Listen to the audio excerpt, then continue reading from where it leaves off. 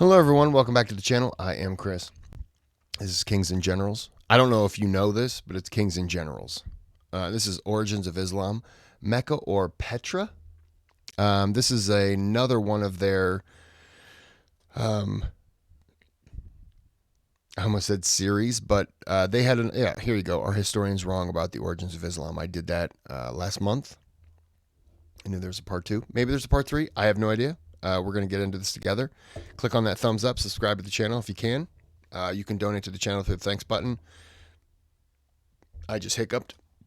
Don't donate to the channel if you just want me to hiccup. Like, that's inappropriate.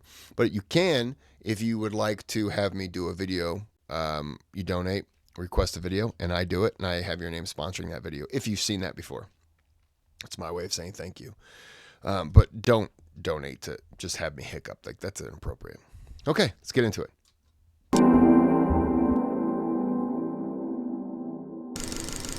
In a previous video, we discussed the emergence of the revisionist school of Islamic study, a school of thought suggesting alternative explanations about the early history of Islam that deviated from the traditional narrative of the faith's origin in Arabia and with the Prophet Muhammad.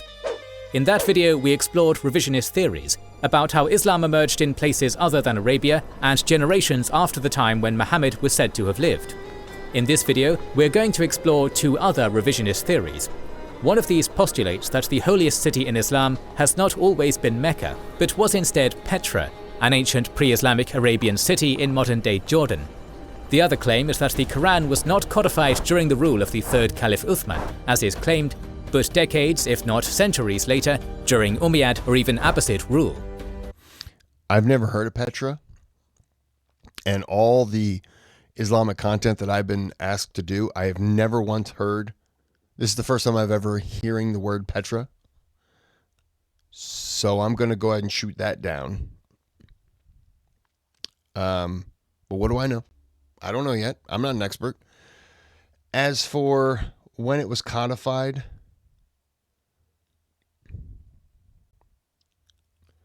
he was born in, or he was around the 600, and they're saying it was codified.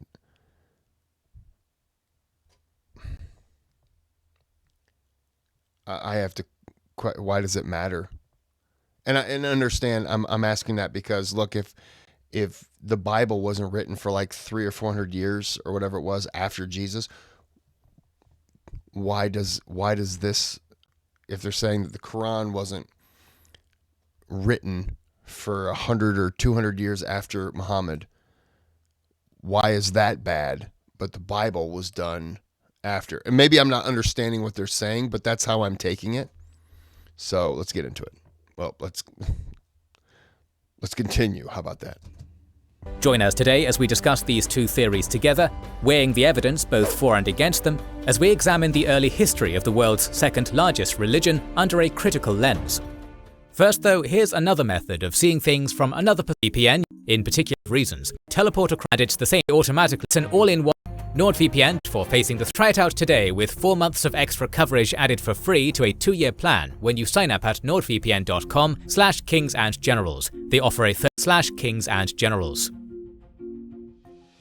We will begin our discourse today with a discussion on the Qibla, which is the direction that Muslims are supposed to face when praying. For centuries, Muslims have been turning towards the direction of Mecca when conducting namaz. Thus, Mecca is the Qibla of Muslims. But has this always been the case? The traditional perspective believes that Muslims initially prayed while facing Jerusalem, before the Prophet and the Quran told them to face Mecca instead. I've never heard that either, but I could be wrong, but I've never heard that before. However, revisionists offer a more intricate scenario. Dan Gibson argues that the only evidence that Muslims ever prayed while facing Jerusalem before changing their Qibla to Mecca comes from the writings of Muslim scholar al-Bukhari, who lived 200 years after the emergence of Islam. Traditionalist historians cite the verse of the Quran, which instructs Muslims to change their Qibla to Masjid al-Haram, but this verse does not specify where this masjid, meaning mosque, actually is, nor does it specifically mention Mecca or the Kaaba. Gibson claims that there was not a single mosque in the first 100 years of Islam which faced Mecca. According to him, one of the earliest mosques faced either Jerusalem or Petra. This mosque was known as the Masjid al-Qiblatain, or Mosque of the Two Qiblas, and was built as early as 626. Additionally, the Qibla of the Great Mosque of Baalek in Lebanon, constructed roughly in the year 700, appears to more closely face the city of Petra than Mecca.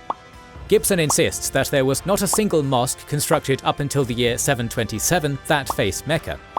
Other revisionists point out— Wait a minute. Okay. Okay, look, before we go any further, spoiler alert. I've had some alcohol in me, all right? So I may not be understanding this exactly. But they didn't pray to a mosque. Don't they pray to the Kaaba, as Dr. Yasser says? Way cooler than I just said it, right? Because I'm white, so I can't say it cool. But pray to the Kaaba, not a mosque. You're not praying to a mosque. And the Kaaba was built by Abraham. So the Kaaba was there. I hope I'm remembering all this correctly. If I'm not, I know somebody right now is just going, oh, he watches so many videos. Oh, I just want to set him on fire. I get it. I get it if I'm wrong. Abraham built the Kaaba. That is what you pray to. Oh boy, do I hope I'm right.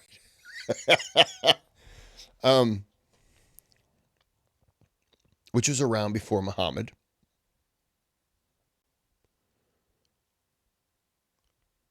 I lost my train of thought, but whatever it was I was going to say, I'm pretty sure spot on. Let's just act like I said something that was correct. Thanks, I appreciate that. It's great.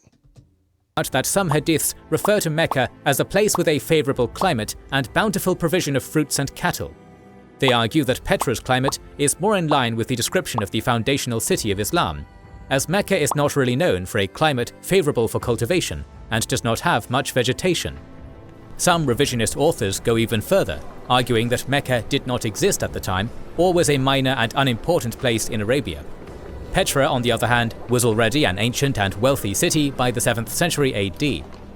During the time of Alexander the Great, it was the capital of the Nabatean Kingdom, a wealthy Arab nation that grew powerful from its control over regional trade routes. Thus, it ostensibly makes sense why Petra rather than Mecca would have been the original center of a religion founded by the Arab peoples. Traditionalists pose several convincing counterarguments to refute this theory. According to historian David A. King, the first generations of Muslims had no means whatsoever for accurately finding the direction of either Petra or Mecca to within a degree or two, not least because they had no access to any geographical coordinates, let alone modern ones, and— Sorry, I'll go back. They wanted to face an edifice, the Kaaba, not the town. Because the Kaaba itself is astronomically aligned, and they wanted to— okay, I don't know about astronomically aligned, but the Kaaba was the holy part. I could get a few drinks in me. I can't guarantee I know what I'm talking about, but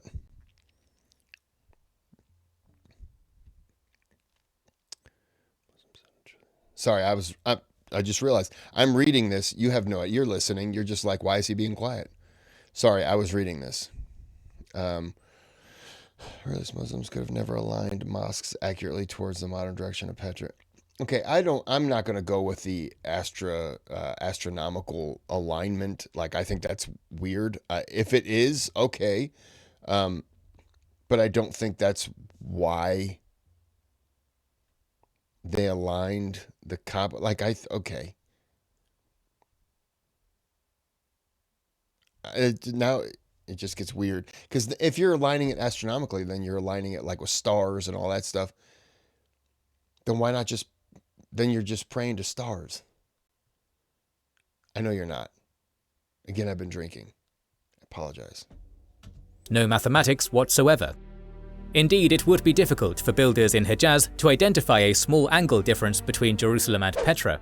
It must be remembered that the Islamic Golden Age, the period of the renaissance of science, mathematics, engineering, and other disciplines in the Muslim world, came much later, sometime in the late 8th century. It is plausible to believe that in the early years of Islam, The builders of mosques simply lacked the necessary skills and tools to be precise in their calculations.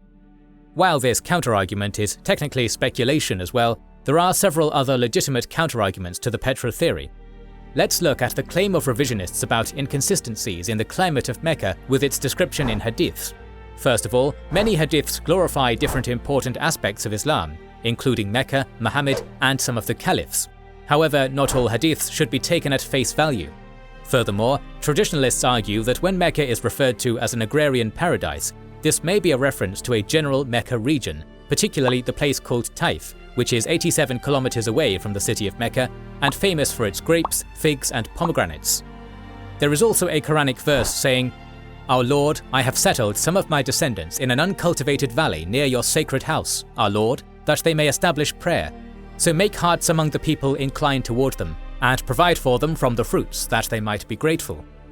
Mecca is indeed situated in a narrow valley, and its climate does not really allow for cultivation. Another critical argument disqualifying Petra is related to the concept of idol worshipping.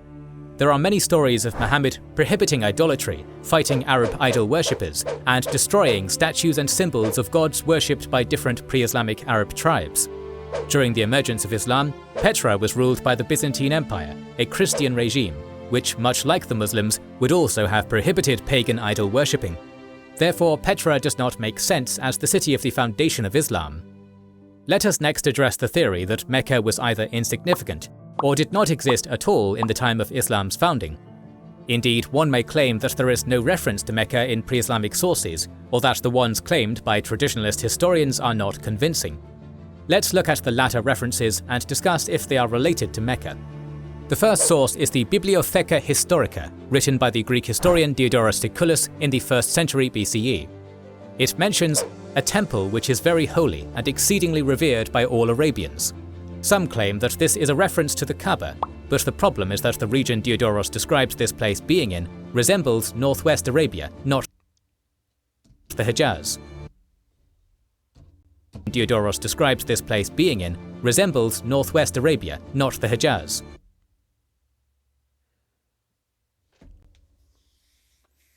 So let's say it's the year 800. And I'm living in France. And without traveling, I decide that I'm going to write a book.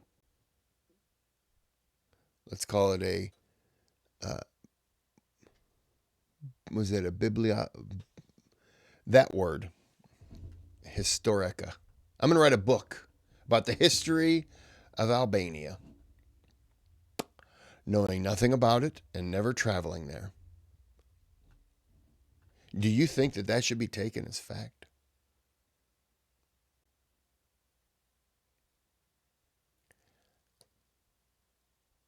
I couldn't even write a story about the next state, Indiana.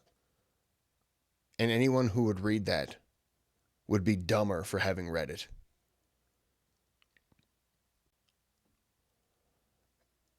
No offense to this guy. I'm sure he meant well, maybe. I don't know. I didn't read the book. But unless he's traveled there and talked to people and spent time and investigated and researched, and why would I even begin to listen to this? I mean, speaking of, I have a book coming out next week about South Africa. I wrote it. It's about the history. And I know absolutely nothing about it. So, coming to bookstores near you. If I write about anything, probably shouldn't be taken as a fact unless I know enough to have done it, to have investigated. But back then, I would trust this guy to write about something around him. But I don't know. So this is an inconclusive reference at best. In the 2nd century CE, Ptolemy listed the names of 50 cities in Arabia. One of them is Makaraba, and the similarity with the name Mecca is telling, but again not entirely conclusive. The Roman historian Ammianus Marcellinus, writing in the 4th century CE, mentions a city in western Arabia named Hierapolis, which means holy city, and some scholars argue that this is a reference to the Kaaba as well. 5th century Greek sources mention the tribe of the Goromeni ruling over eastern Arabia. This tribe is known as the Juhum in Arabic. Several pre-Islamic Arab poets write about Mecca in connection with the Juhum. The 6th century poet Zuhair ibn Abi Sulma wrote in one of his poems, "I swear by the house around which walked the men who built it, belonging to Quraysh and Juhum."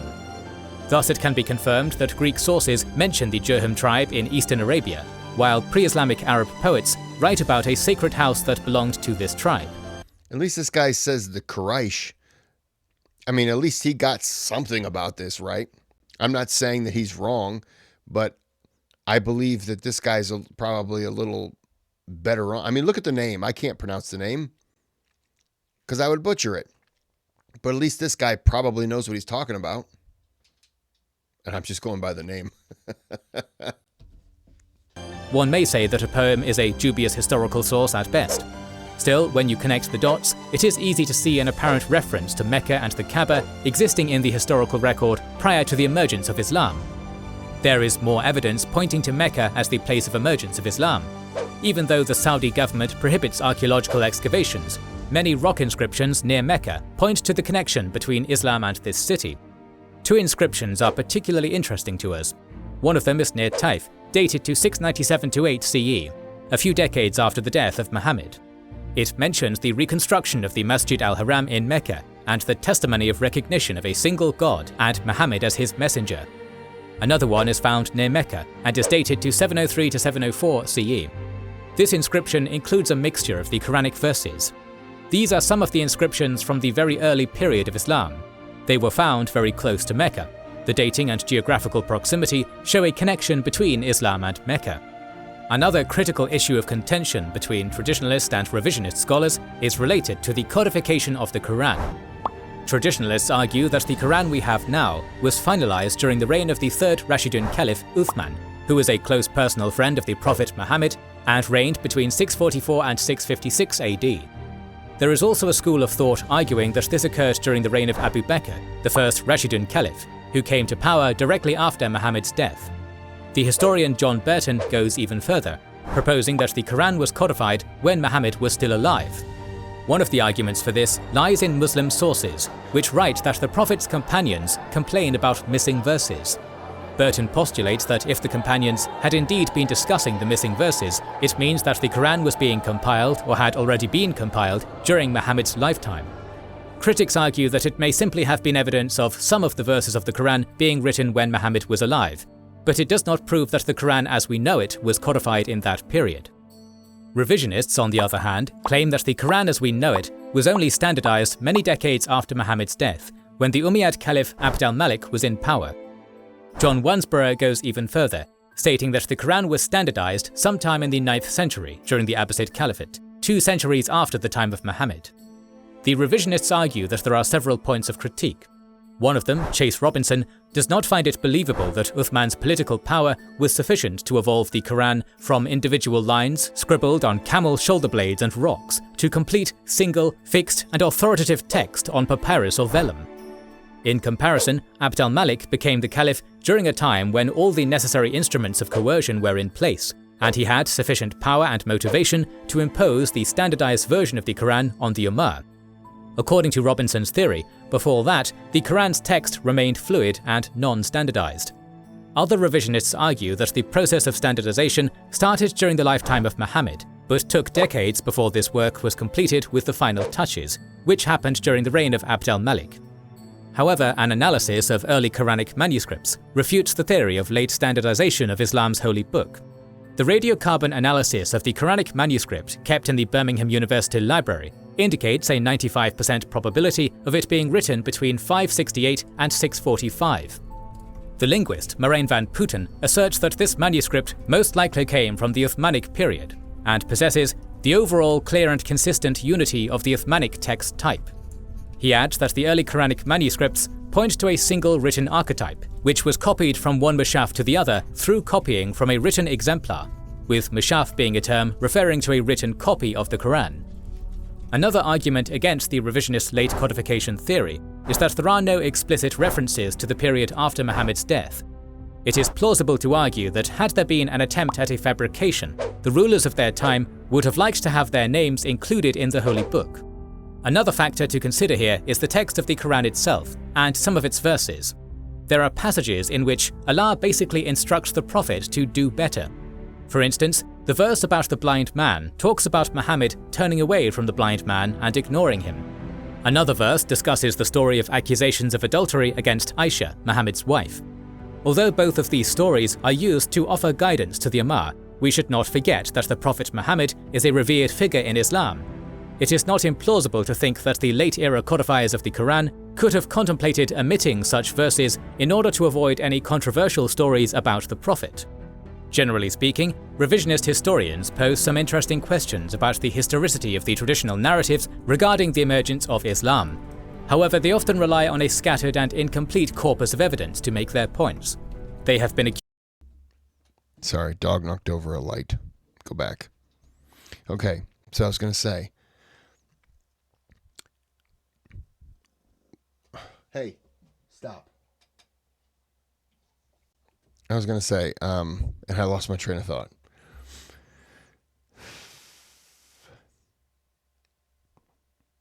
Completely lost my train of thought. Let's go back. One more. About the Prophet. Generally speaking, revisionist historians pose some interesting questions about the historicity of the traditional narratives regarding the emergence of Islam. However, they often rely on a scattered and incomplete corpus of evidence to make their points.